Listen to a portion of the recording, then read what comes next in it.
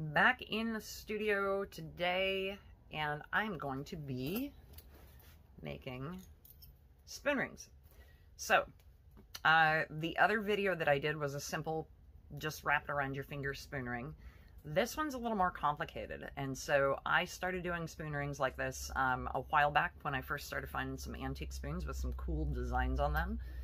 I love the different designs they can get and the depth of the designs they can get out of these. And who uses sterling flatware anymore? I know I'm trying to justify it so I don't feel bad wrecking them or making them into jewelry, but I am repurposing them and making them into jewelry. If it was a big set that I came across, I probably wouldn't wreck it and make it into jewelry, but it's not. I came across these spoons. There's a set of 5 of these, so it was even an odd set. And so I made the one that wrapped in my last video, if you want to go back and see that. This one, though, I am taking 2 spoons, and I will show you how to make the most out of your 2 spoons, okay? All right, so here, I'm gonna just set you guys up on this. I am not a huge fan of, zoom in, this seashell design here at the edge of this spoon. So I think what I'm gonna do is take my Dremel and just zoop, zoop, zoop, zoop, cut this out so that I am left with more of a flat head here and not this seashell design. So I don't use a jeweler saw. I'm not that patient. I have jeweler saws. I've got dozens of jeweler saws, but I'm not that patient. So I'm gonna take the wheel, the cutting wheel on my Dremel and cut this puppy out. I will fast forward that for you. I know that some of you like to see that stuff. Some of you don't. If you don't want to see it, fast forward now. If you do want to see it, I'll do it in fast mode. So this is my trusty little Fordham, knockoff Fordham. This is the cutting wheel that I was talking about. And we're just going to cut the seashell shape out.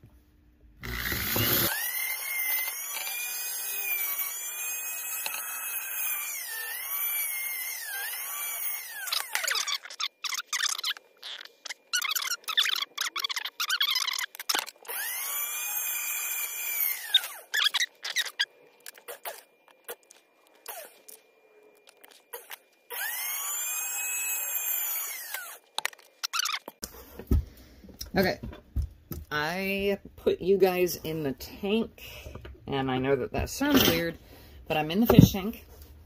The pieces are.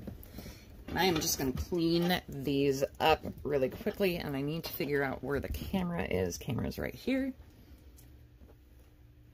This is a grinding wheel. This is probably 120 grit is about what I'm guessing. This is not the finest wheel. This is kind of middle of the road. Take off some material, but not a ton of material. Grinding piece.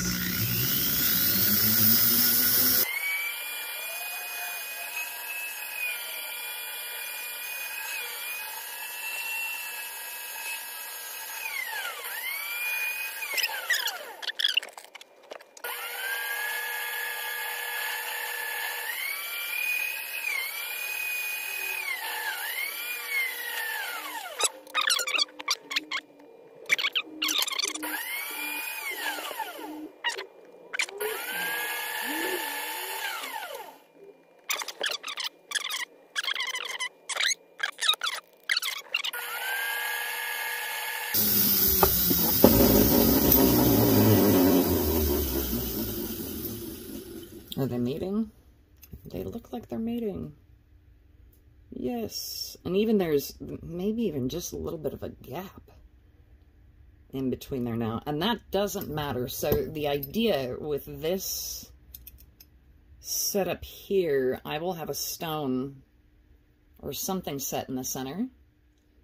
But that will be the ring right there. And it'll probably cut off to right about here.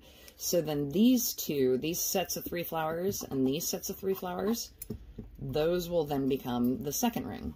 So I'm getting 2 rings out of this design. Let's take you to anneal these so we can start to bend them. Okay, I just started the annealing process. Totally forgot to turn the camera on. My mistake. I'm using just propane, trusty old grandpa's torch. This is what I use to do all my jewelry with. I'm annealing further back than what I really need, and that's totally fine.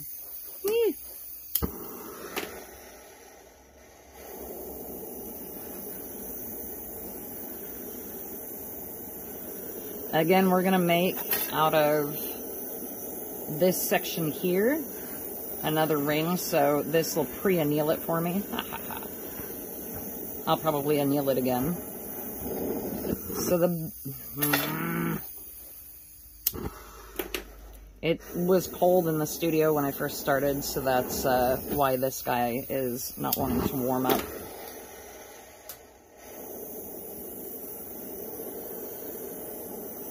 So annealing, if you're bending it by hand with a hammer like I am, annealing is essential to the bend. So you'll notice if you haven't annealed it all the way or not enough, that it starts to get really tough to bend in certain areas. So just make sure that you're annealing the entire piece enough so that you get a smooth curve out of your rings. And because this is thicker silver, we do want to make sure that we've got enough annealed.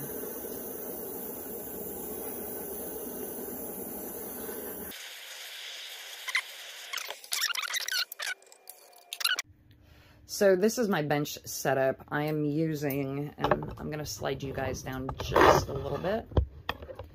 I'm using a Harbor Freight, I think these are like $20 anvils, welded a plate to it, and then I've got this plate here that's underneath that I just clamped it to. You can clamp it to a table, anything like that. These don't have, like their more expensive anvils, any kind of an anchor point. So you can always drill a hole. The feet, though, are pretty small. You could drill a hole here and have an anchor point. But it would have to go in at an angle up here at the front, and I really didn't want to do something like that. So, on with the bending. So I take this guy, and this is a little loose. I need to chuck some stuff in there to kind of tighten them up, but I'm going to zoom you all in here. I am using the leather hammer, and I'm just going to lightly tap on the top first, move it up, and I'm starting in the larger section just because. Now remember, any ring mandrel is tapered, so as you're bending it this way, your curl is going to be curled, tapered, opened. So I always switch sides and then switch sides, switch sides,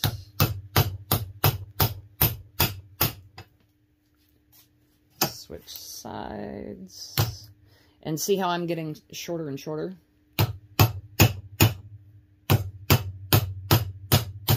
You don't have to do it this way. You can do it any way that pleases you.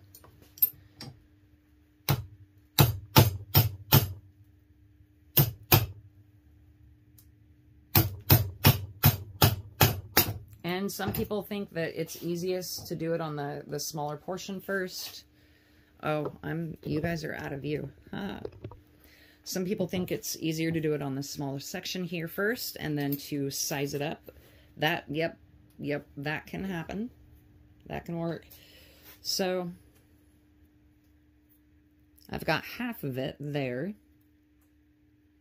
And you always want to make sure, put it on your finger and then look at this angle and see if there's any kind of a turn up here.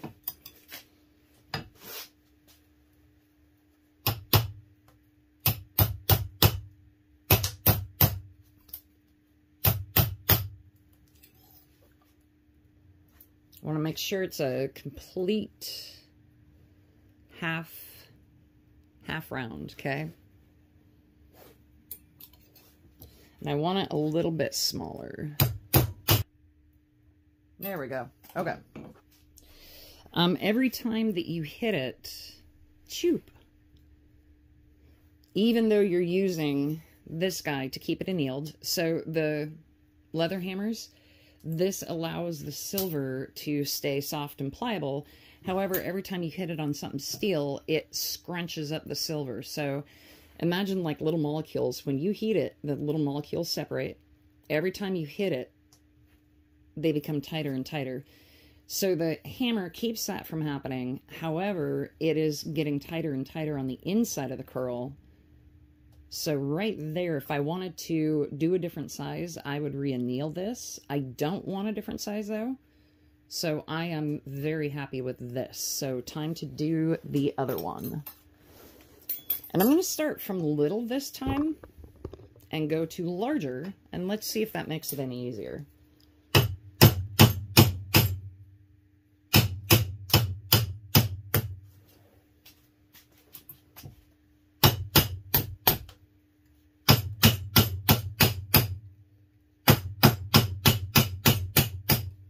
In regards to sizing especially.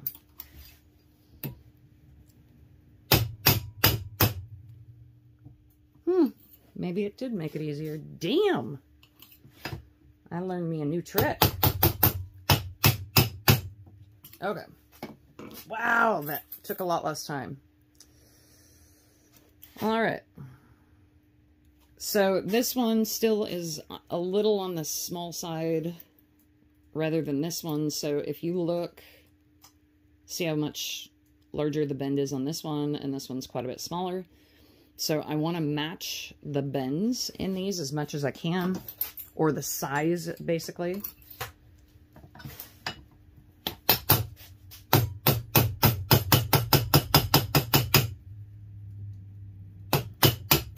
Sometimes if it's still super soft, you can just hit it a few times and walk it up your mandrel.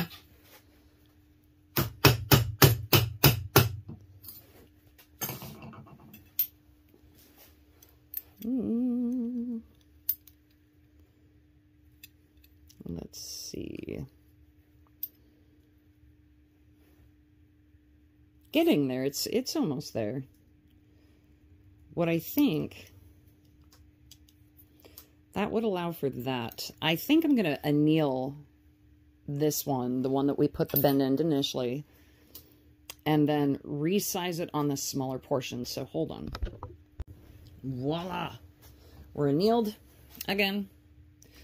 So I'm going to take this and bend it on the smaller section.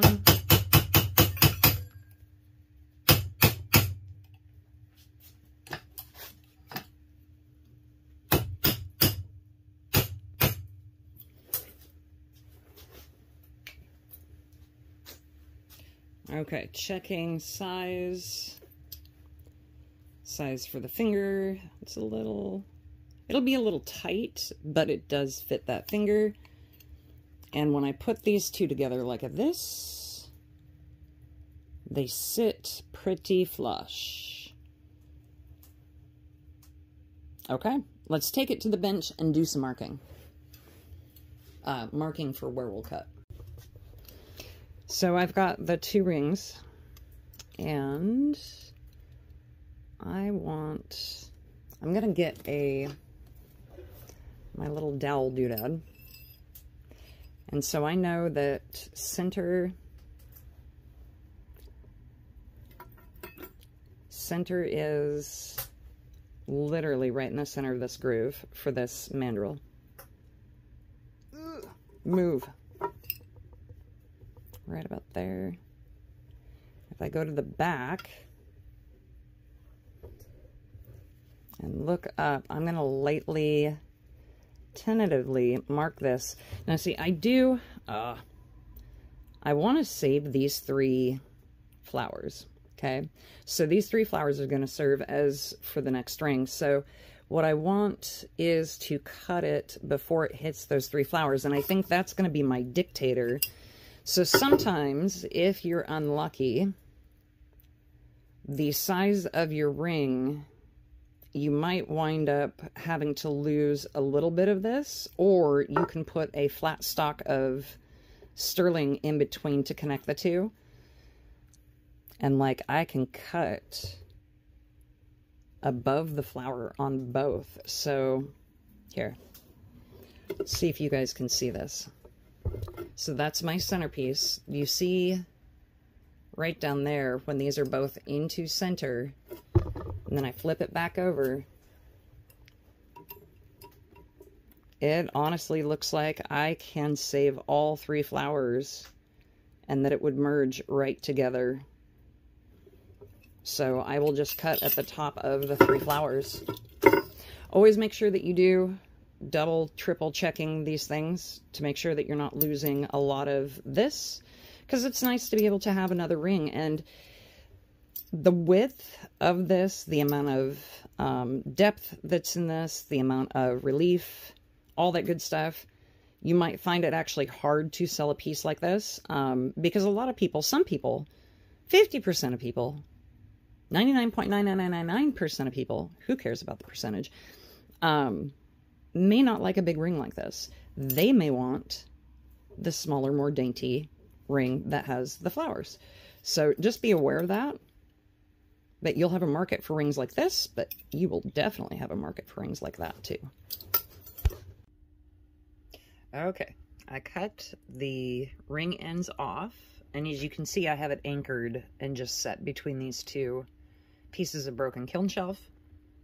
I will solder the bottom section first, then I will flip it over and just put a few little dabs of solder in underneath.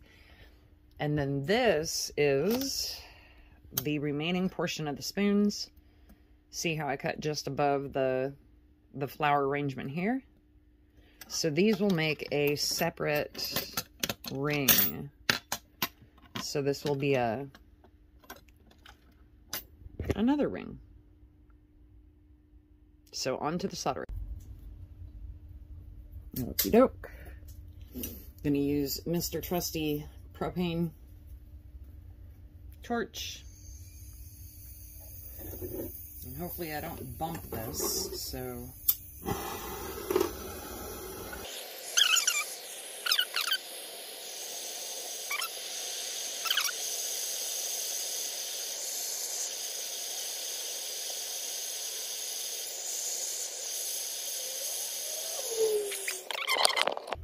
how that soldered in.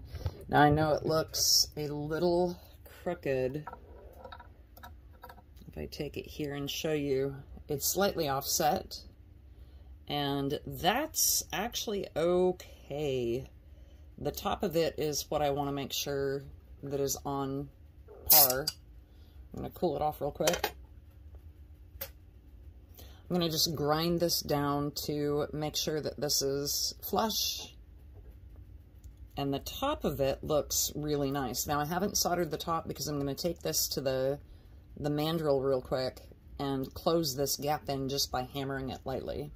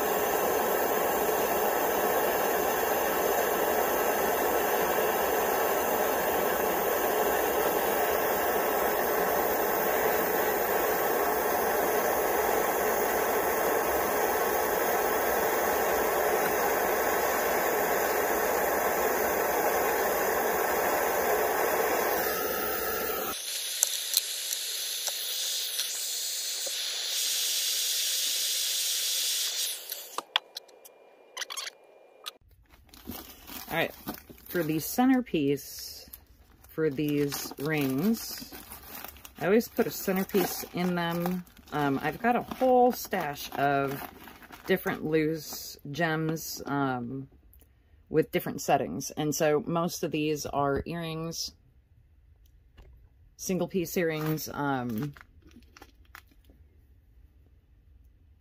Like I can do a center single stone. I like that one.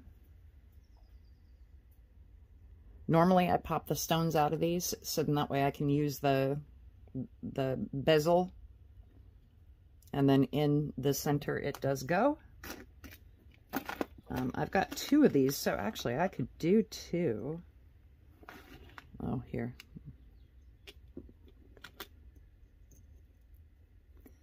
I could do one there.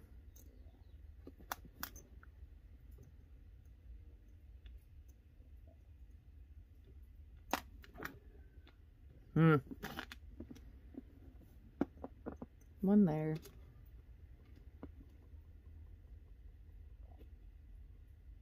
One there. Like that. I don't know if that'd be too much. I could do something like that. That actually might look okay. That's my birthstone. March. So that one might look really nice, actually. I could do something even a little more fanciful, but I don't want to cover up the flowers, and that would cover up the flower. I could always cut that piece off and just have the one little frilly guy on it. That actually might look really nice. We might cut that just to see what that would look like. I have different colors for it, so I've got the green, I've got the red. I don't care for red for whatever reason. Yeah, let's do that. Let's do the green. I've got yellow or orange. No, I don't like the orange. I like the lime green the best. I do have a single one that, again, that's red. Not a fan of red. Okay, let's do this guy. And what I'm going to do is cut him right here and right here so that I'm not covering the flowers. Yeah, so my video stopped. So this is how it turned out. And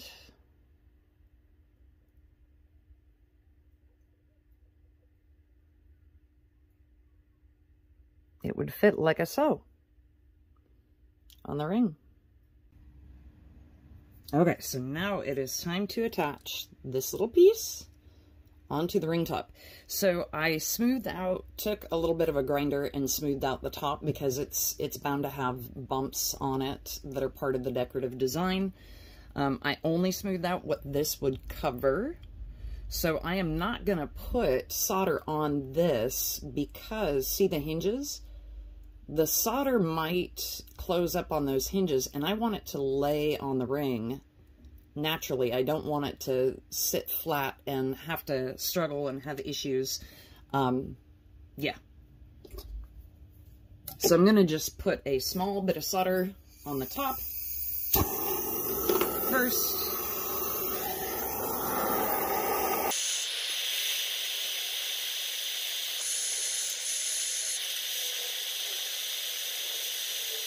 Sides.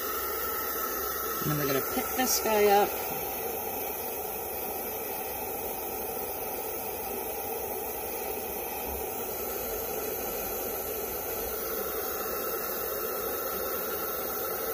I'm going to get him situated before I start putting heat. And I know that the solder is going to make him sit a little funky just for a minute, but hopefully it'll lay down okay.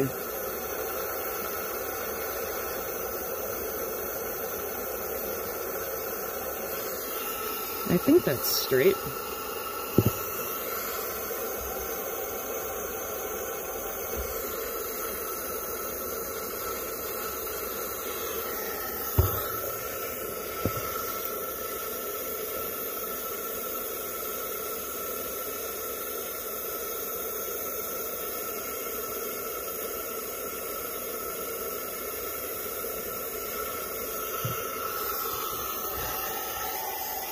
Yeah, does that look straight? Sure, that looks straight.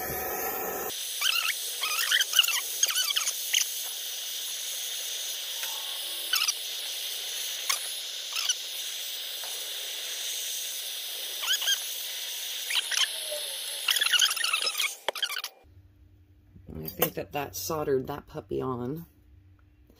It is slightly pushed this way, more so than that way, but I'm not going to go back in and recorrect it. I am going to actually add little decorative balls stacked around it. So let's go grab those balls. This is my nice little set of decorative beads that I've made. These are half round. If you don't know how to make these, they're in my video. I think it's called like making shot or making half round balls. I grabbed one for the top, one for the bottom. The one for the top is slightly larger to kind of cover the fact that it is slightly offset. And then I'm going to grab,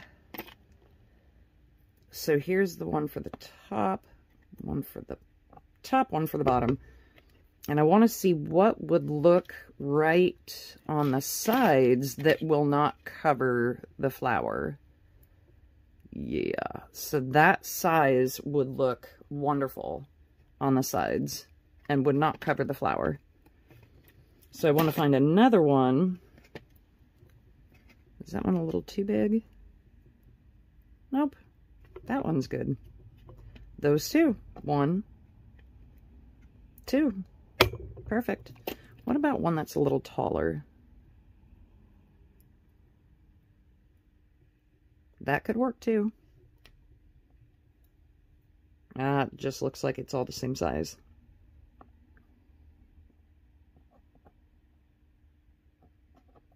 Okay, well, we've got 3 of them, 5 of them set up and ready to go. So let's go get solder on those. Okie doke. I will put solder on the balls first.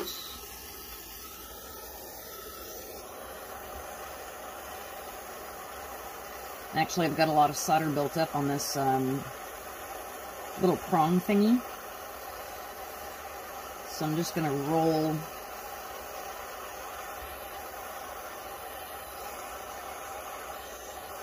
I don't know if that was enough.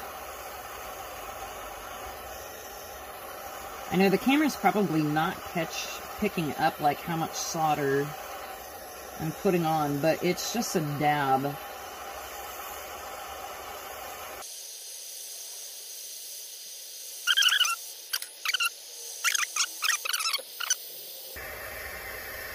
Want to heat it lightly, have the flux act as kind of a glue, and then I'll put the heat that I need to it.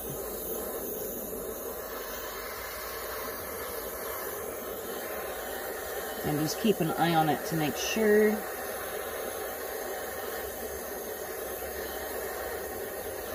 that she sits where she should. Yee! Where'd it go? I hate that when that happens. Now I've got to track that bowl down. There it is. Okay. I've got to set the ring back up. Actually, let's move it to this side.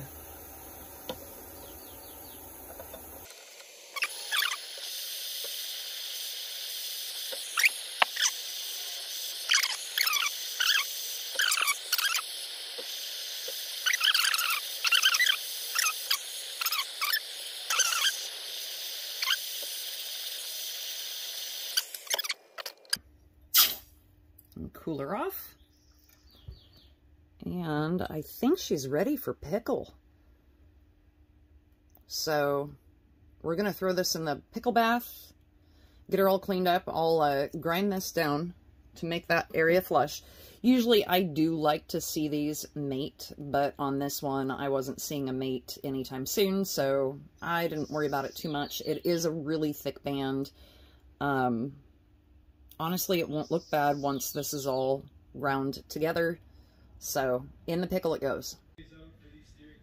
Okay, so this is the ring with the mounted stone.